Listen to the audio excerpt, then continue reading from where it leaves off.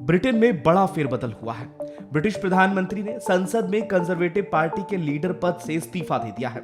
हालांकि नया नेता चुने जाने तक वो कार्यवाहक प्रधानमंत्री के तौर पर काम करते रहेंगे। इस इस्तीफे की सबसे बड़ी वजह है क्रिस पिंचर की नियुक्ति बताई जा रही है। इसी साल फरवरी में जॉनसन ने क्रिस पिंचर को कंजर्वेटिव पार्टी का डिप्टी चीफ व्हिप नियुक्त किया था।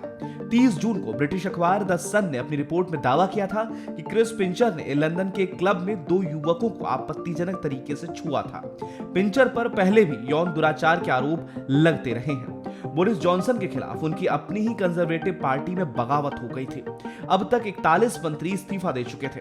तब से उनके ऊपर इस्तीफा देने का दबाव बढ़ गया था। विपक्षी लेबर पार्टी भी उनसे इस्तीफे की मांग कर रही थी। विपक्षी लेबर पार्टी के नेता कीर स्टारर ने कहा है कि बोरिस जॉनसन को बहुत पहले ही पद छोड़ देना चाहिए था। उनका कुर्सी छोड़ना देश के लिए अच्छी खबर है।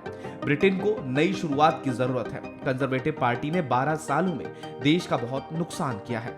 वहीं बोरिस जॉनसन के इस्तीफे संबंधित खबरों के आते ही दावेदारों के नाम पर भी चर्चा अब तेज हो गई है। पीएम पद के दावेदारों में वर्तमान वित्त मंत्री नदीम जहावी और पूर्व विदेश मंत्री जेरेमी हंट भी दौड़ में हैं। माना जा रहा है कि पूर्व रक्षा मंत्री पेनी मॉर्डॉट भी अपनी दावेदारी जता सकती हैं। बोरिस जॉनसन के खिलाफ पिछले काफी समय से पेनी मुखर रही हैं। ब्रिटिश पीएम की रेस में कुल 6 नाम शामिल हैं। बता दें कि जॉनसन सरकार पर यह कोई पहला संकट नहीं था।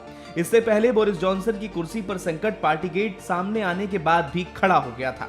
हालांकि वो संकट से बच निकले थे। उनके खिलाफ उनकी ही पार्टी अविश्वास प्रस्ताव लेकर आई थी, जिस पर 6 जून को वोटिंग हुई थी। अविश्वास प्रस्ताव पर वोटिंग के दौरान बोरिस जॉनसन के पक्ष में 211 और विपक्ष में 168 वोट पड़े थे।